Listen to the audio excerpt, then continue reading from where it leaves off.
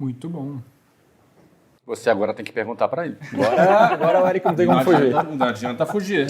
Tá? Não, isso, pegou essa. Essa era boa. Pergunta o segredo da fórmula. Essa. Essa é boa mesmo, hein? Qual é... Essa é excelente, tu vai gostar dessa. Bota aí, ó. Qual é a margem EBITDA do Fórmula? Vai lá. Vamos aí. Essa ele não ia gostar tanto, essa aqui vai gostar dá mais. corte. Como monetizar o mesmo cliente mais de uma vez? Essa é boa. Como monetizar o cliente? Uau, Delícia. teve um cara que falou a seguinte coisa pra mim, muitas vezes encontrei, o cara virou pra mim e falou assim, Érico, se você tivesse que entregar o seu produto de graça, o que você teria que criar? Eu tinha um produto, tinha a fórmula de lançamento, se eu tivesse que baixasse o decreto de lei, que a fórmula agora tem que ser, não estou falando só a parte boa não, tem que ser 100% de graça, como é que você manteria a sua empresa viva? E eu falei assim, Um Arif. cara, como é que eu respondo essa?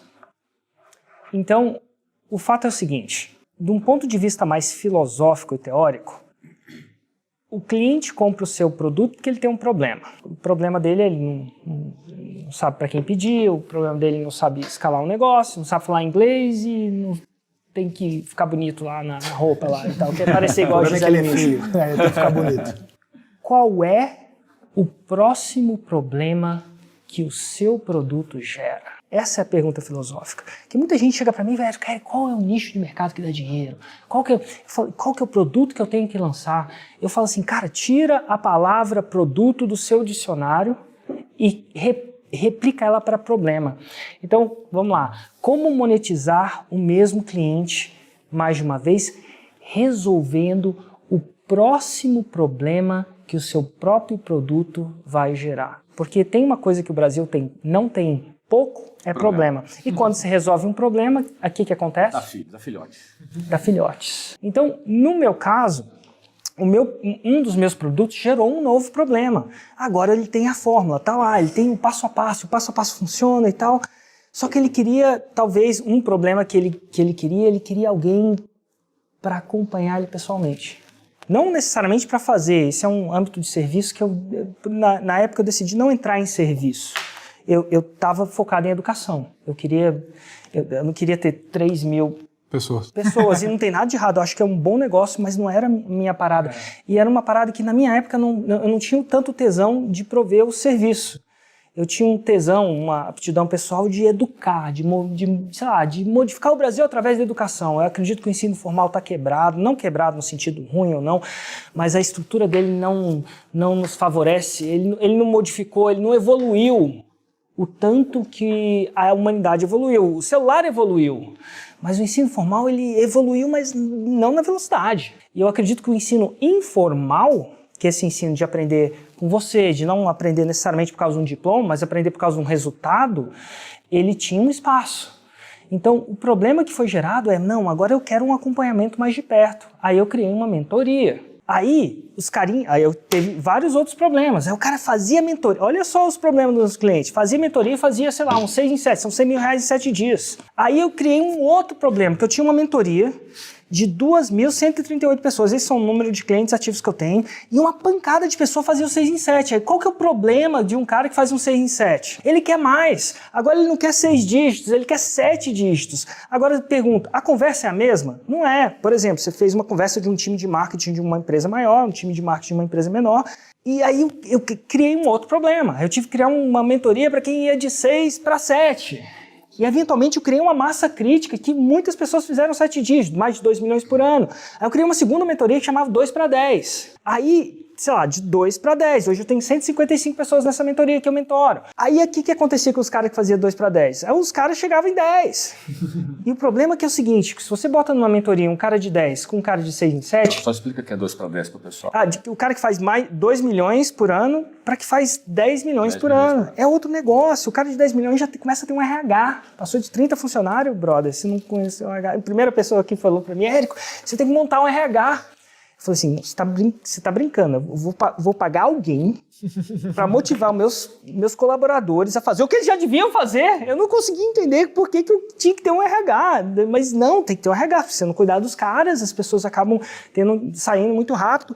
Aí eu criei um outro problema, Que aí os caras começaram a fazer mais de 10 milhões. Hoje eu tenho 47 pessoas que fazem mais de 10 milhões que eu mentoro. E eu tenho mais? Não tenho. Tem 4 dessas pessoas que fazem mais de 100 milhões por ano e estão nesse negócio. Mas eventualmente vai chegar uma massa crítica que eu vou ter, porque eu não posso fazer uma mentoria para uma pessoa, senão eu vou começar prestando um serviço. Nada de errado com isso, mas não é o meu modelo de negócio. E agora, mas eu não vendo mentoria, eu não vendo educação. Então volta para trás e pergunta, qual é o problema que ao adquirir o seu produto, ele passa a ter? Qual o problema? Legal demais. Posso dar 2 exemplos populares? Acho legal dar o exemplo dessa esteira de produto. Exato, esse exemplo popular, que é a XP Investimentos. Um cliente nosso lá, muita gente conhece, começou como uma corretora de investimentos, tu aporta teu dinheiro lá e espera que seja bem, dê retorno em algum momento. Teoricamente, investimento de longo prazo. Como é que a XP vai conseguir fazer com que esse cliente monetize mais vezes? Ela está no mercado financeiro, então ela começa a olhar para o que o Érico está falando. Quais são os problemas desse cliente? Por um termo mais técnico, os pessoais de growth chamam de user cases. Casos de uso. Qual outro caso de uso com alto pontos de contato, sendo que, tu entra na XP, tu vai depositar, ou no BTG aqui, parceiro do Flávio. Ele vai depositar pra caramba. Mas, o Flávio vendeu lá, vendeu depois de 2 anos, ou depois de 6 meses, ou depois de 3 meses, ele tá muito líquido. 3 meses sem voltar, sem pontos de contato, é um problemão. Aí o que a XP lançou? A BTG tem também, vários bancos, mas a XP lançou recentemente cartão XP. O cliente da XP, por exemplo, eu sou um cliente XP, o cara que acessava uma vez por ano, uma vez a cada 6 meses, agora todo dia tem um ponto de contato e dá mais receita. Só que o ponto volta lá no começo que tu falou, né, de perder dinheiro com alguns produtos. Não necessariamente, não que seja o caso, o cartão XP é para dar mais dinheiro, mas é para aumentar pontos de contato.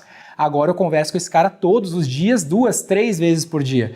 É a chance de eu falar, cara, by the way, eu tenho esse outro negocinho aqui, e o cara vai ficando mais próximo do meu ecossistema. Cara, tem um exemplão aqui, né, o iFood. Eu, infelizmente, de alguma forma, todo dia no iFood, não queria, mas todo dia entro, no caso, para comprar comida. O iFood é um exemplo bom porque ele é muito simples de explicar. O iFood ele começa vendendo o óbvio, ao CAC barato. Qual que era o óbvio? O óbvio era pizza sábado à noite. Então, quem é a minha oferta inicial de restaurante? Pizzaria, perto da sua casa. Quem é a minha segunda?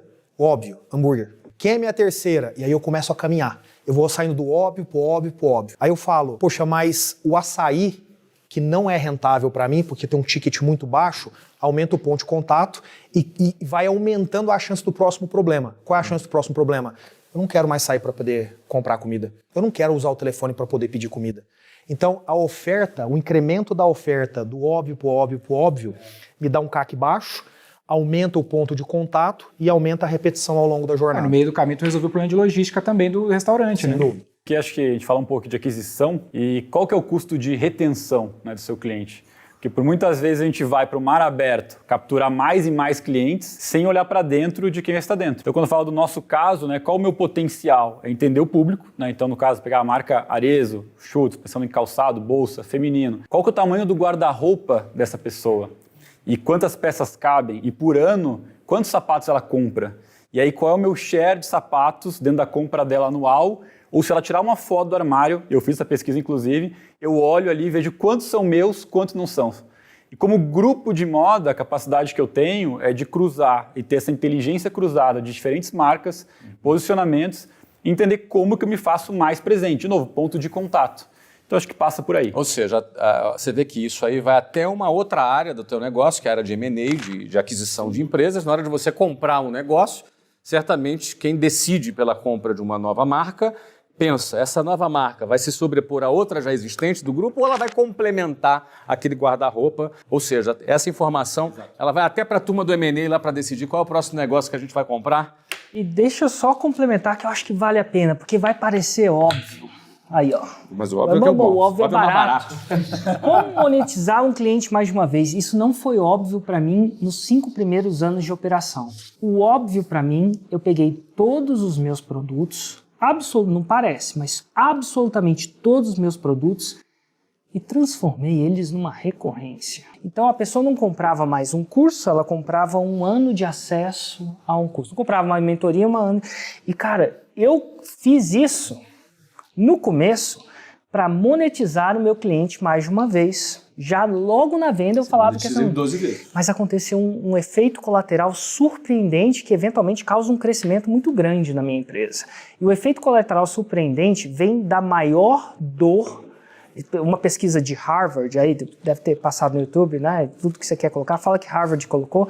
Qual que é a parte do ser humano que dói mais, Flávio Augusto? É a cabeça, é o coração, é o pulmão? Qual que você acha que, se fosse fizer uma pesquisa científica, qual a parte do ser humano que dói mais? Seu bolso. Dói. E aí o que acontece? Quando todos os meus produtos viraram uma recorrência, toda hora, quando o seu produto não é bom, ou não é bom o suficiente, ou de alguma forma não faz isso, o cliente sai. E aí dói o quê? E aí eu comecei a pesquisar no meu negócio, cara, como é que eu evito que o meu cliente saia? Porque a venda já estava feita, era só passar o cartão de novo.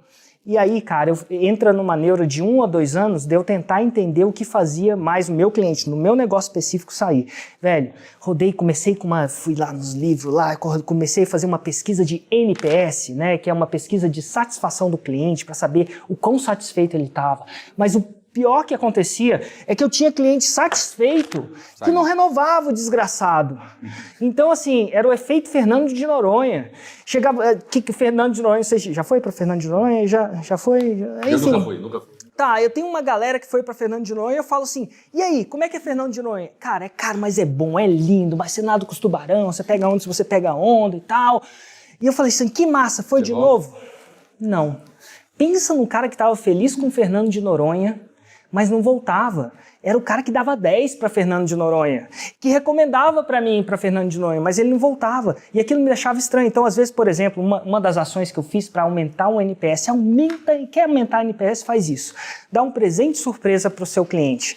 Dá um livro do Pontos de Inflexão do Flávio Augusto, dicas aí, ó, sem querer colocar um jabá, compra um livro de pontos de inflexão, cara, pensei em você. Esse livro modificou minha vida, eu quero que esse livro modifique a sua vida. Está aqui o seu livro NPS lá em cima, porque o livro é bom. Mas não necessariamente vai aumentar.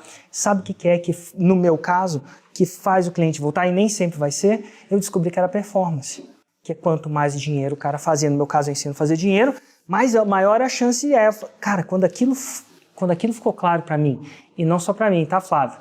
Às vezes, eu não sei se é com você, às vezes está claro para o empreendedor, mas não está tão claro para a sua equipe. Quando aquilo ficou uma equação, quando eu conseguia provar de A mais B, que quanto o cara mais fazia 6 em 7, isso, pensa na galera que começou a vir com entregáveis para melhorar a performance. Daí nasceu grandes entregáveis que eventualmente gerou uma revolução interna na capacidade do meu produto gerar produto. O que aconteceu? Eu comecei a gerar mais resultado, porque agora eu estava envolvido em gerar resultado, a equipe está envolvida, agora eu tenho um time de 120 pessoas, as 120 pessoas entendiam que no final do ano o resultado ia acontecer, o produto ficava melhor, o cliente tinha mais resultado, ele renovava e acredita que acontece quando o cliente renova? Ele acaba falando mais para o outro.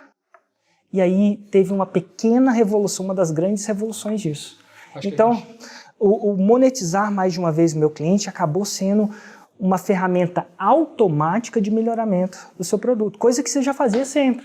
Você foi fazer o curso de inglês lá e você não fazia um documentário qualquer, você contratava os caras boladão, ia lá para Nova York, eu acho que era Nova York, fazia as paradas, porque você entendia que não era só o marketing, porque se o produto de trás não sustentava, ele não ia para frente. Mas quando você percebe que retroalimenta, aí o ciclo fecha. Érico, obrigado. Gente,